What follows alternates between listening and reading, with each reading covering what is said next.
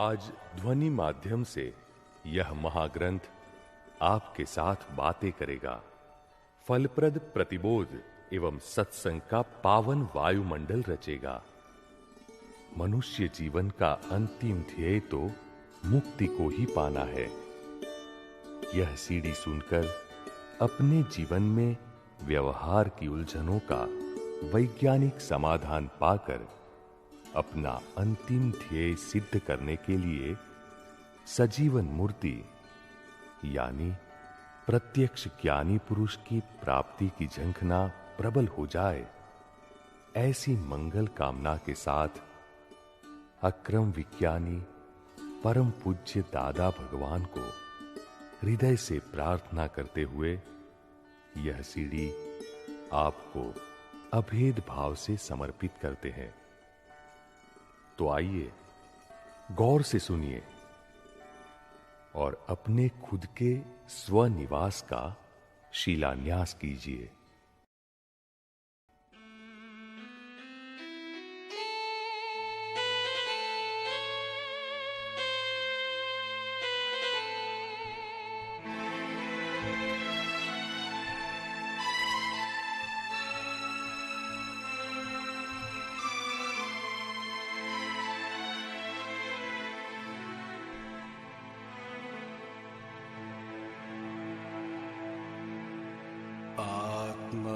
स्वरूपे जे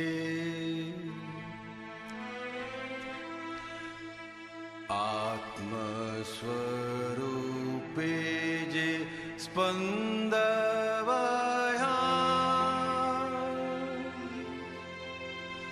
आखा ब्रह्मांडे फैलाई जाए।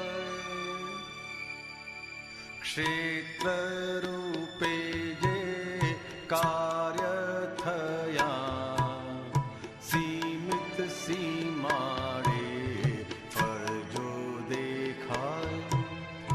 आत्मस्वरूपे जे स्पंदवया आखा ब्रह्मांडे फैलाई जाए।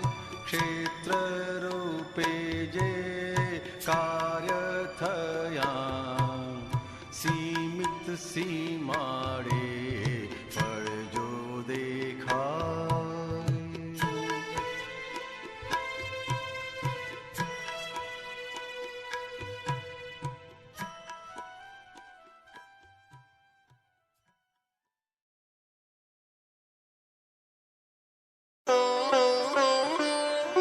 चैप्टर 10 दुख किसे कहते हैं?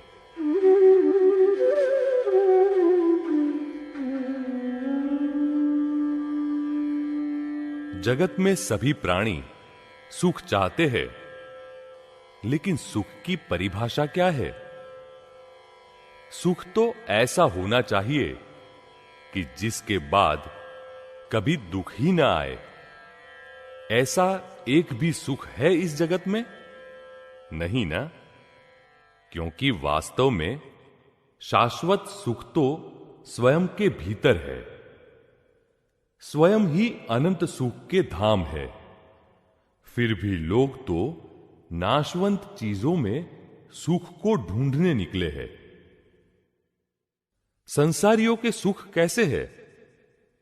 सर्दियों के दिन छत के मेहमान और कड़ाके की सर्दी की शुरुआत, उसमें भी फिर छोटी रजाई और कद लंबा। सिर ढके तो पैर नंगे, पैर ढके तो सिर नंगा। पूरी रात सिकुड़ सिकुड़ कर निकाले, ऐसे है ये संसार के सुख। वास्तव में इस जगत में दुख जैसी कोई वस्तु ही नहीं है। दुख तो अवस्तु है, कल्पना से खड़ा किया गया है। जलेबी में दुख है ऐसी कल्पना करे तो उसमें दुख लगने लगता है, और सुख की कल्पना करे तो सुख लगने लगता है। अतः यह यथार्थ नहीं है। जिसे सुख कहे वह सुख के रूप में सभी को मान्य होना चाहिए। यूनिवर्सल ट्रूथ, सर्वमान्य सत्य होना चाहिए। यहां तो आपको जिसमें सुख का अनुभव होता है, उसी में दूसरों को अपार दुख लगता है। ऐसा यह जगत है। दुख तो किसे कहा जाता है कि जब 3 दिन तक खाना न मिले, पानी न मिले, पहनने को कपड़े न मिले, सोने को न मिले। लेकिन यह दूषम मन तो अच्छा भला खाते पीते हुए भी कहीं न कहीं से दुखों को खोज कर उनका स्टॉक करता है। क्या इसे दुख कहेंगे? सही पूछो तो दुख है ही नहीं, मगर अज्ञान से लोगों ने बेकरारी खड़ी की हुई है। दूषम मन के कारण दुख है। यही दूषम मन सूषम हो जाए तो सुख ही सुख है। जिसका इलाज, उपचार हो सकता है, उसे दुख कहते हैं। जिसका उपचार नहीं है, उसे दुख कह ही नहीं सकते। दाढ़ दुखती है तो उसे दुख कहेंगे, क्योंकि उसका उपचार है। लेकिन लड़ाई में अगर एक पैर कट जाए तो वह वापिस नहीं लग सकता, अतः वह दुख नहीं कहलाता। कई बार तो आर्थिक दुख भी वास्तव में दुख नहीं होता। ये तो संयोग है जो बदलते रहते हैं। दिन के बाद रात आती है ना।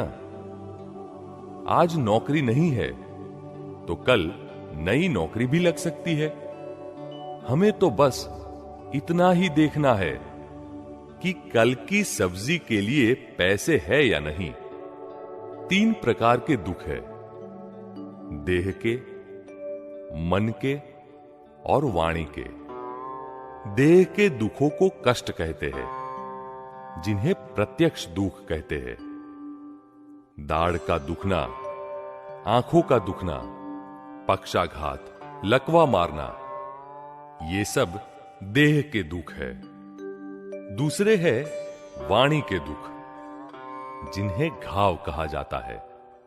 हृदय में तीर की भांति वाणी के घाव लग जाए तो फिर वे जल्दी भरते नहीं। और तीसरे है मन के दुख। आत्मज्ञानी को मन के दुख या वाणी के घाव नहीं रहते, मगर देह के दुख तो आएंगे ही, जिनका ज्ञाता दृष्टा पद में रहकर वे संभाव से निकाल निपटारा करते हैं। बाकी के सारे बेकार के दुखों को डिसमिस कर देना चाहिए। इनकम टैक्स ऑफिसर आए और कहे, आप पर इतना टैक्स लगा देंगे, तो उसे व्यवसाय के नाम उधार देना चाहिए। पर ये वाणी के घाव हमें नहीं लगने चाहिए। जो देह को स्पर्श करे वह दुख कहलाता है, लेकिन पहने हुए कपड़ों को स्पर्श करे वह दुख नहीं है। यदि कोई शादी में जा रहे हो और ऊपर से कोई उन पर थूक दे, तो वे कहेंगे, मेरे ऊपर उसने थूका। तब हम कहेंगे, आपकी बात बिल्कुल ठीक है, लेकिन यह आपका दुख नहीं है, क्योंकि थूक तो कपड़ों पर लगी है, आपके शरीर पर नहीं। जबकि दुख तो वही है जो देह को स्पर्श करता है। पत्नी का जो दुख है वह उसका खुद का दुख है। उसे हम अपने मन पर क्यों ले ले? इसे तो ज्ञान से समझना है। एक सज्जन ने कहा, मेरी तो जाति में आबरू चली गई। अरे भाई, यह तो जाति का दुख है, उसमें आप क्यों दुखी हो रहे हैं? बच्चे की अगर अंगुली कट जाए तो वह बच्चे का दुख कहलाएगा, पर यहां तो बाप भी बच्चे का दुख अपने सिर ले लेता है और मां भी यह दुख अपने सिर पर लेती फिरती है। एक गृहस्थ आए थे। वे रोनी सूरत बनाकर कहने लगे, मेरे तो मुसीबत आन पड़ी है। मैंने पूछा, कौन सी मुसीबत? तो वे कहने लगे, मेरी पत्नी को डिलीवरी होने वाली है। अब औरत को प्रसव होना कोई नई बात है, पर यह तो पड़ोस वाली एक औरत डिलीवरी के समय पर मर गई थी, इसलिए ये सज्जन भी मन ही मन घबरा रहे थे कि उनकी बीवी का क्या होगा। ऐसे विचार करने से तो ऐसा न होना हो तो भी हो जाए। विचारों के असर के कारण ही सब कुछ बिगड़ता है। जहां सोच नहीं, वह काम सफल होता है, और जहां ज्यादा सोच, वह काम बिगड़ा ही समझो। कुछ लोग तो कहते हैं, यह औरत मुझे ऐसा कहती है और वे मुझे वैसा कहते हैं, मगर यह दुख शरीर को स्पर्श नहीं करता, इसलिए दुख नहीं कहलाता। ये जो आमंत्रित, इनवाइट किए जाते हैं, उन्हें दुख नहीं कहा जा सकता। ये मां बाप भी कभी कभी बच्चे का पूरा दुख अपने सिर पर ले लेते हैं, तो फिर जब वह बच्चा मर जाता है तब साथ में क्यों नहीं जाते? मगर वहां नहीं जाएंगे। ज्ञानी तो बहुत ही समझदार होते हैं। उन्होंने सभी प्रकार के तारण खोज लिए होते हैं। ऐसे विपरीत काल में उन्हें भी दुख तो आते ही है, मगर वे पहले से ही सब प्रबंध कर लेते हैं। जैसे पोस्ट ऑफिस में सॉर्टिंग के अलग अलग विभाग होते हैं ना, ठीक इसी तरह ज्ञानी भी यह व्यवसाय का डिपार्टमेंट, यह समाज का डिपार्टमेंट, यह ऑफिस का डिपार्टमेंट, ऐसे सब सॉर्टिंग करके आराम की नींद सोते हैं। स्वरूप के ज्ञान की प्राप्ति होने के बाद किसी भी प्रकार का लेश मात्र भी दुख नहीं रह सकता। ज्ञानी पुरुष सभी तरह के एडजस्टमेंट, समायोजन लेना जानते हैं, इसलिए वे हमेशा आनंद में ही रहते हैं और हमें भी यह सिखाते हैं कि जिस डिपार्टमेंट का दुख है उस डिपार्टमेंट में रख देना चाहिए। इस शरीर को स्पर्श होता है, इतना ही हमारा दुख है और सिर्फ इतनी ही हमारी चिंता है। फादर को कुछ हुआ है तो वह हमें अपने सिर नहीं ओढ़ना है, फिर भी जानकारी पूरी रखनी है और ड्रामेटिक व्यवहार भी करना है। दवाई लाना, दवाई पिलाना, सेवा इत्यादि सब कुछ करना है। व्यवसाय में घाटा हो तो व्यवसाय के खाते में उधारना है।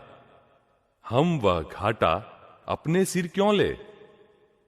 मगर जहां हमें दुख को दूर करना है, वहां उसे गा गाकर हम उसका गुणाकार, मल्टीप्लिकेशन करते रहते हैं।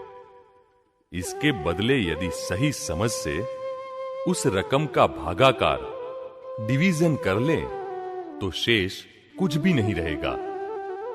इस तरह ज्ञानी पुरुष से यथार्थ समझ प्राप्त करके संसार के दुखों को हम निशेष करते रहें, तब ही हमारे भीतर जो सुख के भंडार भरे हुए हैं, उसकी अनुभूति, एहसास हम कर पाएंगे। आपको क्या लगता है?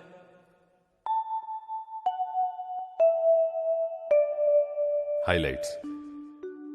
वास्तव में इस जगत में दुख जैसी कोई वस्तु ही नहीं है। दुख तो अवस्तु है, कल्पना से खड़ा किया गया है। दूषम मन के कारण दुख है। यही दूषम मन सूषम हो जाए तो सुख ही सुख है। जहां हमें दुख को दूर करना है, वहां उसे गा गाकर हम उसका गुणाकार, मल्टीप्लिकेशन करते रहते हैं। इसके बदले यदि सही समझ से उस रकम का भागाकार, डिवीजन कर ले तो शेष कुछ भी नहीं रहेगा।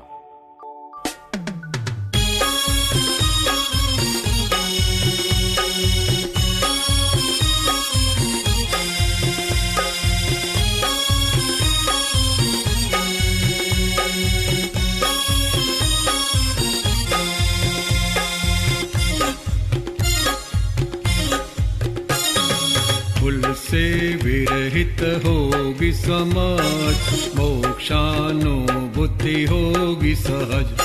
कुल से विरहित होगी समाज, मोक्षानुभूति होगी सहज।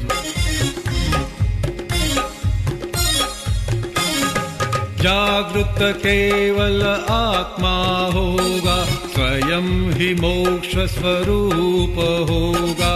जागृत केवल आत्मा होगा, स्वयं ही मोक्ष स्वरूप होगा।